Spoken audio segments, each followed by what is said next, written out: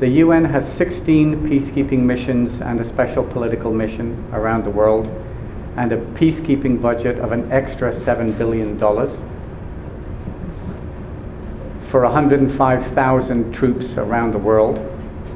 But again, remember, I'm usually talking to an American audience on this. They have to remember that peacekeepers aren't the UN's troops.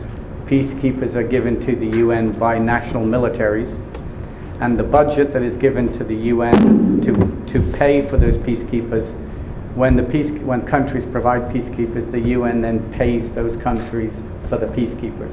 So the budget that comes to the UN from states, much of that is then paid that provide the peacekeepers. So again, it's not UN money. Muchas personas preguntan además por el presupuesto de las misiones de paz de las Naciones Unidas, que es un presupuesto aparte del presupuesto principal de Naciones Unidas, de los 5.000 millones de dólares de lo que hablamos ahorita. Y hay 7.000 millones de dólares que son asignados a esas misiones de paz, que son 16 misiones de paz. Pero ¿qué pasa? No se puede pensar en esos miembros de esas misiones de paz como los militares de las Naciones Unidas, sino que son miembros de las milicias de esos Estados miembros quienes envían a esas personas, y ese presupuesto, al ir a esas misiones de paz, pues se les devuelve a los Estados miembros para que paguen a ese personal. So the UN, the real UN, the permanent UN, is a small bureaucracy spread around the world. What we then think about as the UN that works and fails is that second and third UN, the political UN and the UN of ideas. So the topics I'll talk about now on peace and security and development and who should be the next SecGen, there I will say, I'm going to give you a quote here, you can read to people, but the UN General Assembly, the UN Security Council, are really just the names of rooms. They aren't bodies, they are rooms in which representatives of our governments sit to talk about their interests. And this is the quotation that I always think is very good. Sitting around a conference table does not transform selfish nationalists and arrogant power politicians into a collegium of world-minded, justice-oriented statesmen of humanity. If you can sort of translate that. Yeah, sure. I'll give it a try. Si podemos pensar en perspectiva entonces en esa primera parte de las Naciones Unidas, la parte permanente del Secretariado General, vemos entonces que es un grupo muy pequeño de personas distribuidos por todo el mundo. Hay que pensar entonces en la segunda y en la tercera parte de Naciones Unidas, la política y la de las ideas, que es de lo que vamos a hablar ahora. Entonces pensamos en instituciones como la Asamblea General de las Naciones Unidas o el Consejo de Seguridad, que son confundidas porque no son cuerpos, no son simplemente salones donde los Estados miembros se reúnen a discutir cuáles son sus intereses. Y al final son los principios mismos de relaciones internacionales donde los intereses de los Estados son los que van a dictar las decisiones que se toman de poder. Y quiere, la cita que nos da el profesor es representativa de cómo funciona ese sistema, donde dice que sentarse en una mesa de conferencias no transforma un grupo de nacionalistas egoístas y políticos poderosos y arrogantes en un conjunto de personas orientadas a la justicia y con un pensamiento global que quieran ayudar a la humanidad. That's a start quotation, but it's just there to give us a thought that what we can accomplish depends on what our governments want. There are many good people sitting in those rooms who want to achieve things, and as we talk about peace building review, the SDGs, the process for selecting a next Secretary General, and we'll talk about some of the politics of getting the UN in the future to do the things that we want it to do. Si lo pensamos bien, dentro de Naciones Unidas, a pesar de que pueda haber un grupo muy bueno de personas y muy bien intencionadas, lo único que van a poder lograr va a ser lo que sus estados le permitan hacer. Y procesos como incluso la selección del próximo secretario general, de la cual ya se está hablando y ya se está discutiendo, y veremos un poco el proceso, va a depender también de lo que venga de los Estados miembros y de las capitales. Y de ahí van a encontrar el techo de la posibilidad de la Organización de las Naciones Unidas. So in the last 15 years, since the Millennium Summit in 2000, the UN has it's now undergoing its third major review of its peacekeeping and peacebuilding architecture. In 15 years, we're going through 3 reviews of what the UN should be doing, its problems and its prospects for future peacekeeping. Right now, although the UN has more troops serving overseas on peacekeeping missions than ever before, it is still about 25% short of the troops that the Security Council has mandated it to have, and it's about $2.5 billion short of the funding that it is supposed to have to support those peacekeeping missions overseas. So the UN is looking now at trying to make itself more effective and efficient in how it does peacekeeping, but it is still waiting for resources, people, soldiers, police, civilian administrators, and funding. And in particular, I come from Canada, so I'll speak from a Canadian perspective there. My country used to be the single largest contributor of peacekeepers to the United Nations, around 3,500 at any one time. Now we have about 100. We've gone from first to 66. So the developed countries, the developed world has stopped supporting UN peacekeeping with its own forces. I'm gonna give her a hand. Okay. Okay. So, para resumir un poquito lo que recién nos plantea el doctor Edgar, hablando un poquito de las operaciones de mantenimiento de paz de las Naciones Unidas, no solamente la conformación, sino también el hecho de que esas operaciones pues ahora mismo están en su punto máximo si lo vemos desde la cantidad de soldados que están sirviendo. Nunca en la historia había tantos soldados en distintas operaciones de mantenimiento de paz de las Naciones Unidas. Sin embargo, hay muchos problemas subyacentes en esta realidad. El primero de ellos es el hecho de que hay un 25% de déficit entre las tropas que ha ordenado el Consejo de Seguridad se destinen a las misiones de mantenimiento de la paz y las tropas que realmente se encuentran en el terreno.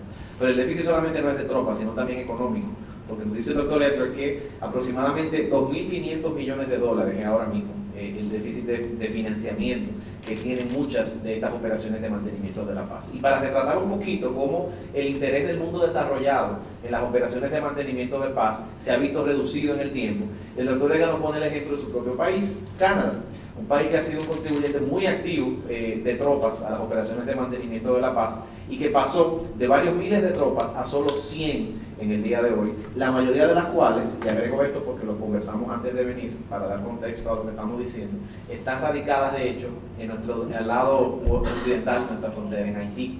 Esos únicos 100 soldados dedicados a tropas de mantenimiento de la paz que Canadá hoy aporta están en Haití.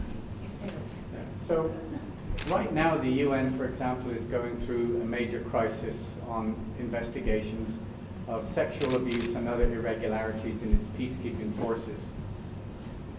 One of the biggest problems the UN has faced is that it does not have the kinds of professional forces that are being provided to it. Often, some of the countries that are leading providers of peacekeepers are countries where those people have not been well trained, have not been professionalized. They are the only countries providing troops, but they are often not the best troops that the UN would like to be able to have in some very difficult circumstances. The UN has real trouble in managing its own peacekeeping because of all of those problems. It is trying to improve that now, but it comes to the political UN. The United States, Russia will not be, thank goodness, will not be providing UN peacekeepers, but Canada, Norway, maybe the United Kingdom, Germany, if it can change its constitution, Japan, but that's a problem for Japan changing its constitution. Those are the countries that we need professional peacekeepers and the resources from. The UN will not be able to do better peacekeeping unless those countries provide it with the resources. So back in my country, I'm part of a push to get the Canadian government to recommit to UN peacekeeping, and we may be able to see the UN address some of the problems that it's facing there. The UN can talk about its own system as much as it wants. It will not be able to improve peacekeeping in operations around the world until the developed world takes UN peacekeeping more seriously than it does now.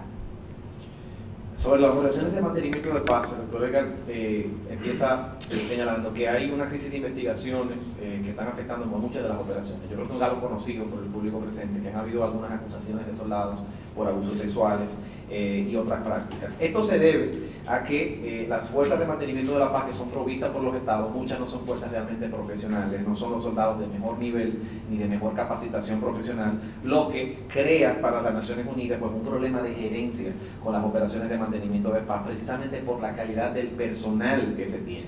Uno de los objetivos deseables, afirma el doctor, es que muchos países con ejércitos profesionalizados, como es el caso del Reino Unido, como es el caso de Alemania, y como podría ser quizás el caso de Japón, si modifica su constitución, pues aportasen soldados, porque esas fuerzas militares pues tienen una formación distinta a la de los países que están contribuyendo actualmente. Él dice que no hay posibilidad de que mejore el estatus de las operaciones de mantenimiento de la paz si el mundo desarrollado pues no se toma en serio todo el tema de la calidad del capital humano que está prestando para estas misiones. De forma muy jocosa, él dice que él no cree que, y le da gracias a Dios que los Estados Unidos y Rusia están aportando soldados a estas tropas de mantenimiento de la paz, pero que indudablemente hace falta que otros países desarrollados, como lo que le mencioné, el Reino Unido, Alemania y quizás Japón, pues puedan aportar más tropas. Él ha intentado que su país, Canadá, pues aumente la cantidad de tropas que dedican a las operaciones de mantenimiento de la paz.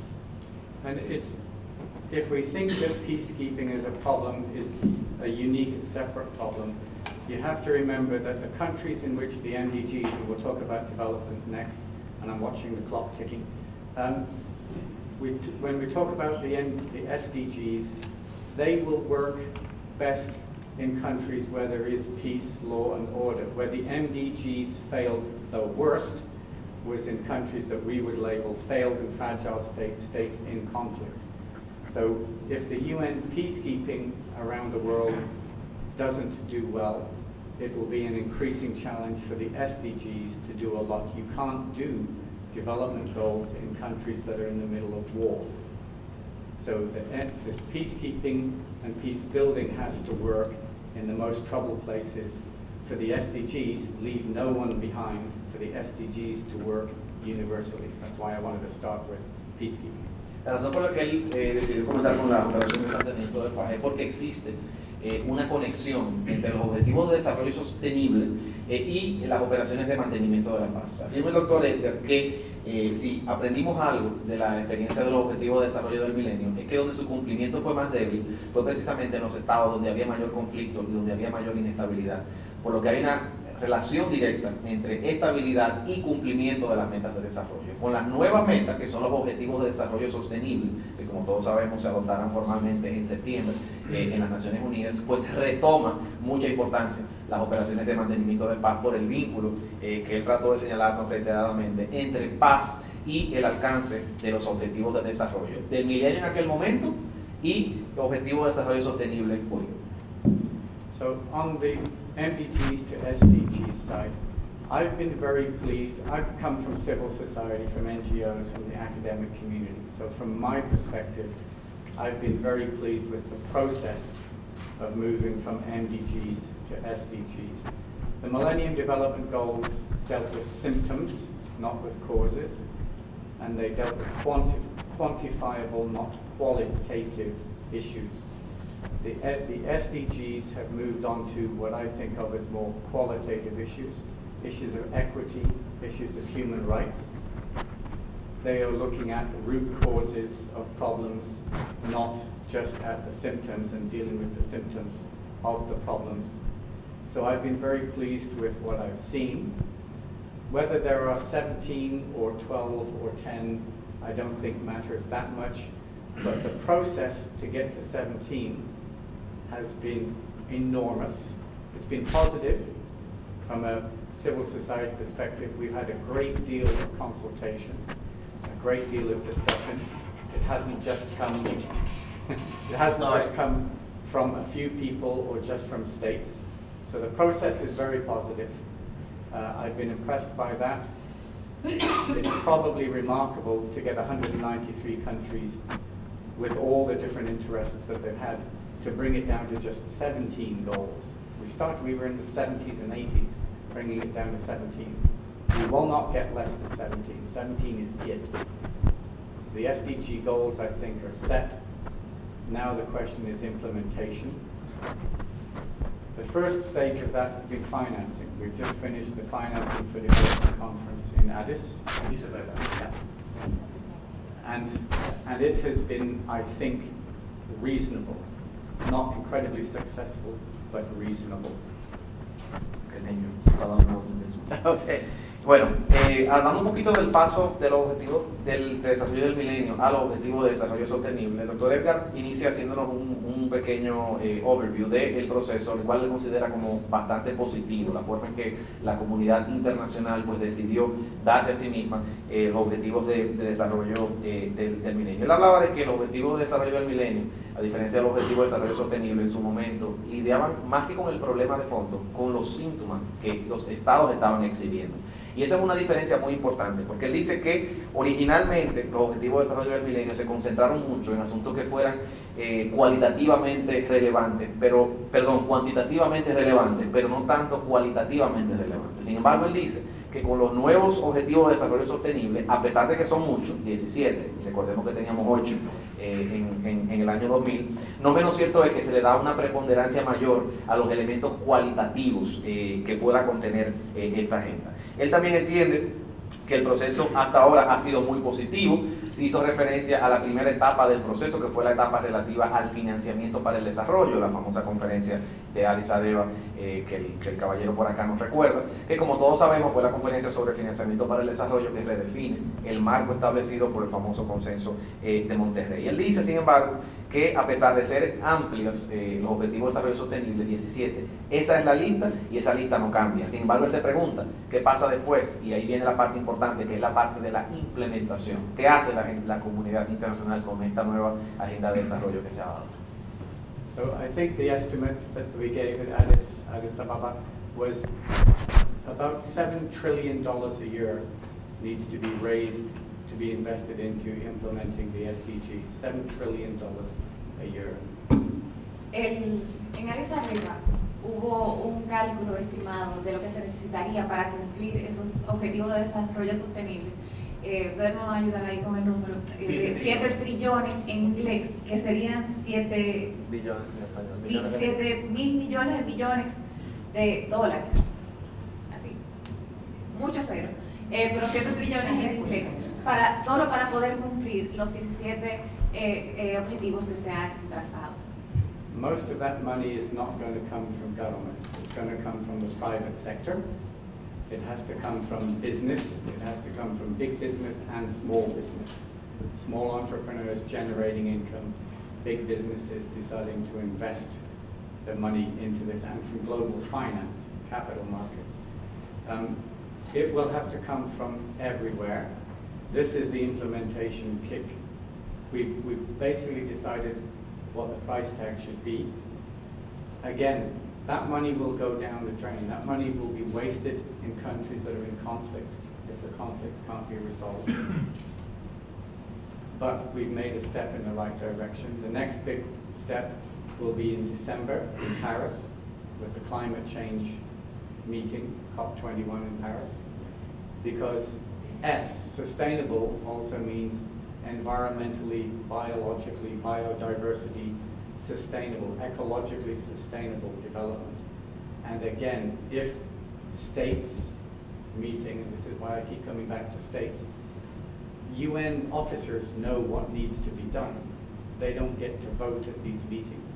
It's governments that need to make the commitment.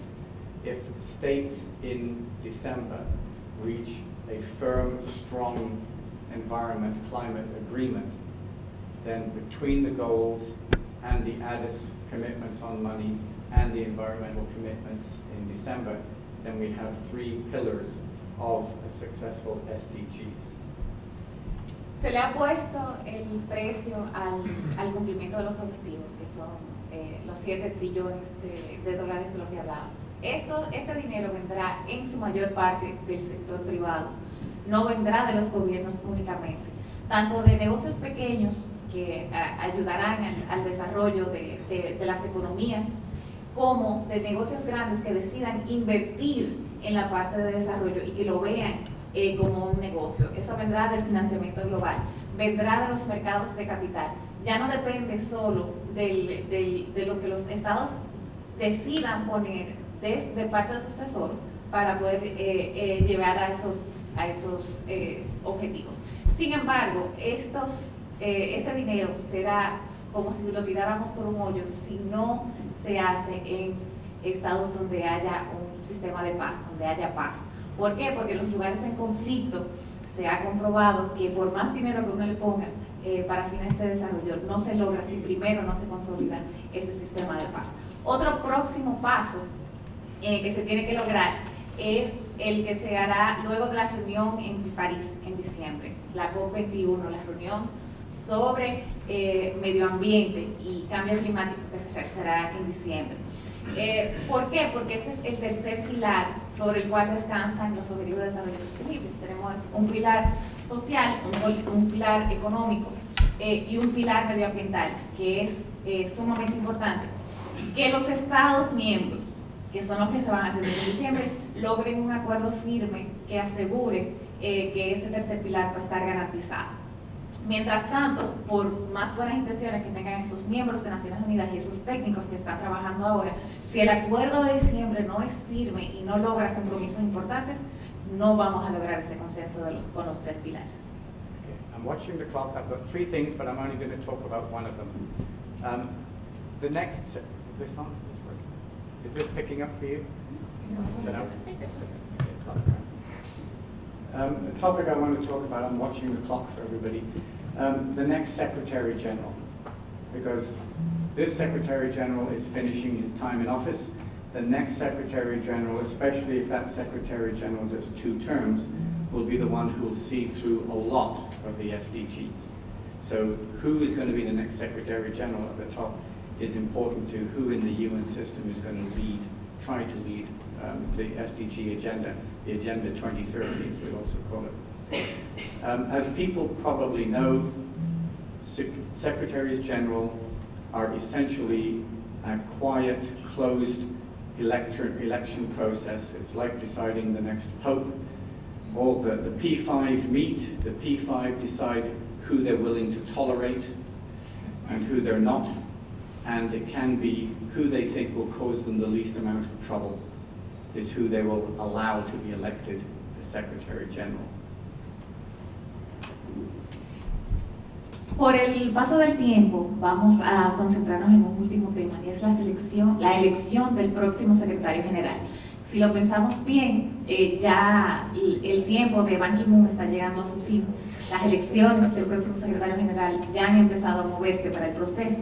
Es un proceso sumamente silencioso, poco ruido, poca prensa, más o menos como la elección del Papa.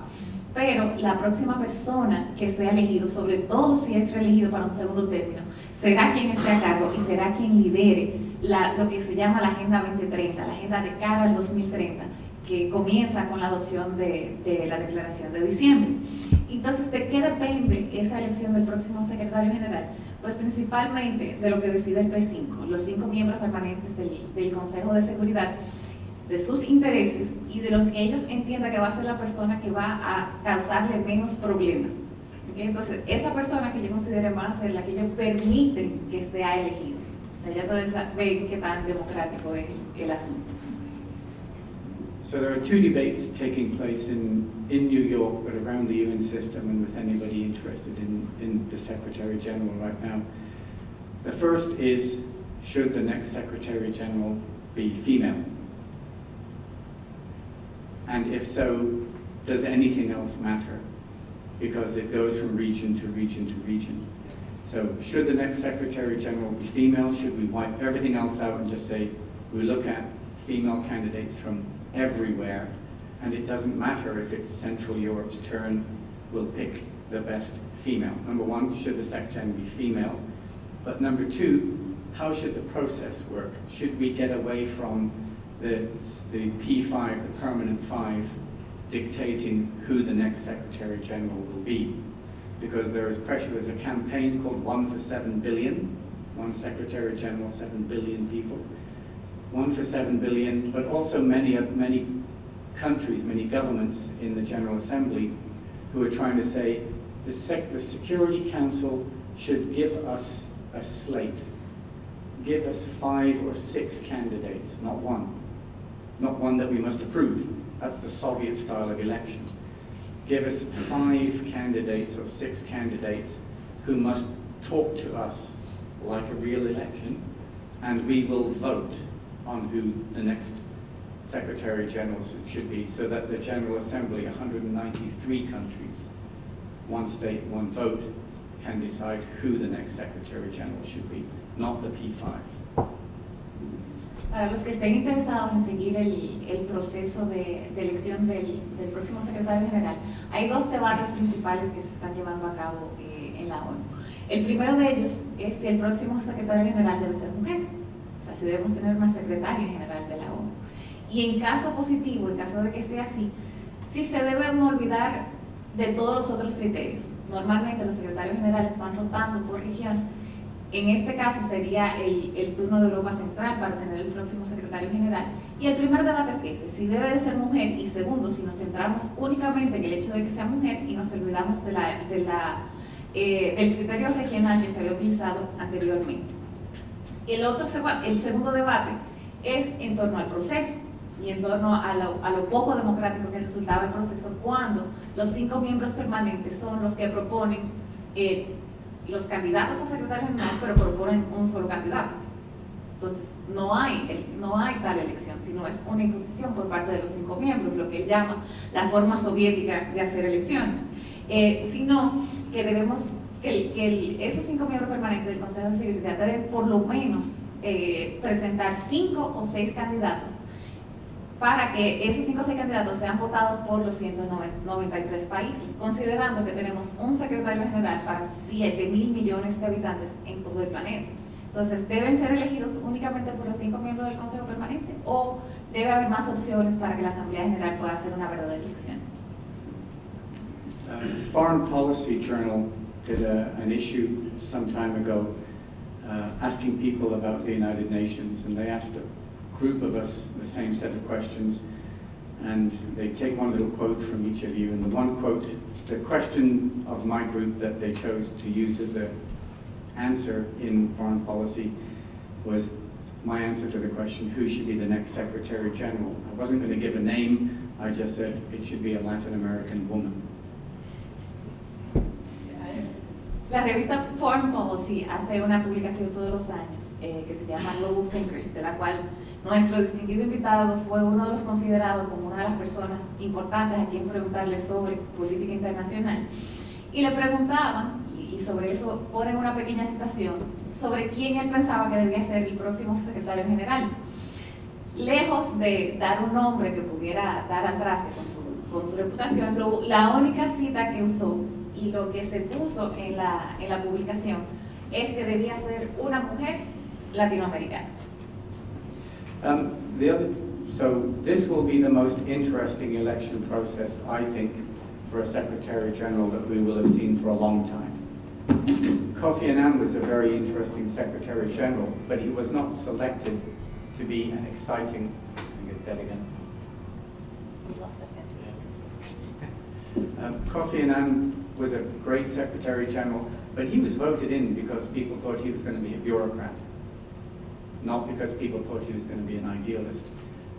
This, I think, will be a really interesting next year and a half or so, because there is so much pressure building on this whole process. One of the other topics I was going to talk about is Security Council reform. It's a really boring topic, I'm sorry. It has been reformed a few times. It's a very difficult engine to reform.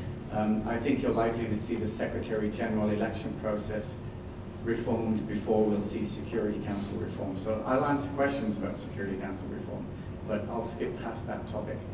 The last one, again, just watching the clock, engagement with civil society. Again, I think I've been in charge of ACRNs now for 13 years, and I've seen increasing amounts of engagement from the UN to civil society, the number of NGOs accredited at the UN, the roles that we get to play. A lot of them aren't well publicized, but the Secretary General's office, at least, is in touch with my NGO and several others that I know of on a regular basis, asking for input into their thinking. So it's been a more open, consultative, permanent United Nations. That's not the same as governments wanting input from civil society. There are some governments that want enormous amounts of input. There are some that want absolutely no input. So the idea of there being a global parliamentary assembly created with the UN as a new organ is not going to fly, because it will not be accepted either in the Security Council or the General Assembly. But the UN itself is very open. Cerrando con el tema de la elección del próximo secretario general, hay mucha presión que está sobre el proceso en sí y sobre las expectativas que se están creando sobre el próximo secretario general, presentando, por ejemplo, el caso de Kofi Annan, que todo el mundo esperaba que hubiese sido un burócrata callado, silencioso, y que simplemente se hubiese limitado a aceptar lo que los Estados miembros le presentaban, y no este idealista que vino casi a revolucionar el sistema de Naciones Unidas. Los otros dos temas que el profesor Edgar quería tratar el día de hoy es el tema de la reforma del Consejo de Seguridad. Lamenta mucho que sea un tema más o menos aburrido, pero que si tienen cualquier pregunta al respecto pueden hacerla, pero que por razones de tiempo van a saltar. Pero en la sección de preguntas y respuestas, si tienen alguna duda sobre ello, pueden hacerla con toda libertad. Y la última parte que queremos tratar en el día de hoy es sobre la inclusión y el compromiso que existe con la sociedad civil dentro del Sistema de Naciones Unidas en el día de hoy. Y cómo eso ha ido evolucionando y ha ido aumentando, por lo menos en la parte de las Naciones Unidas permanente, que era la que veíamos como de las tres partes: permanente, política e ideológica. Y esa parte permanente, vemos una Secretaría General que pide a las organizaciones de la sociedad civil que hagan sus propuestas y cuáles son sus opiniones sobre los temas que se están tratando dentro de Naciones Unidas, que no es lo mismo a decir que los Estados miembros. O sea, la parte administrativa, la parte oficial de Naciones Unidas está pidiendo su opinión a la sociedad civil. Y hay un mayor número de organizaciones que están afiliadas, que están asociadas, que tienen estatus consultivo. Hay una comunicación mayor de la Oficina del Secretario General con estas organizaciones, pero los Estados miembros pues van poniendo, algunos sí toman mucho en cuenta la opinión de la sociedad civil y otros no tanto. En términos generales no se ha estandarizado una inclusión completa de la sociedad civil para los Estados miembros. I had some other things to say, but since you have to hear everything twice, it's taking twice as long to tell you things, so I apologize that it's taken longer than I aimed for it to take. It's my ignorance of Spanish. I apologize for that. Again, on the consultation part of it, I just received an email tonight from ACONS is accredited with UNESCO, with ECOSOC, with DPI. I'm on the advisory panel to the president of ECOSOC. We're on the advisory panel to the DG of UNESCO, etc., other things like that. So I just got an email tonight from UNESCO sent to NGOs asking for our input in advance of COP21. So I have to sit down tonight and try to do that. It is an open UN to that extent. There are plenty of problems with it. But I will stop at this point, and I'm happy to answer questions on any of these topics or things that I haven't had a chance to talk to you about.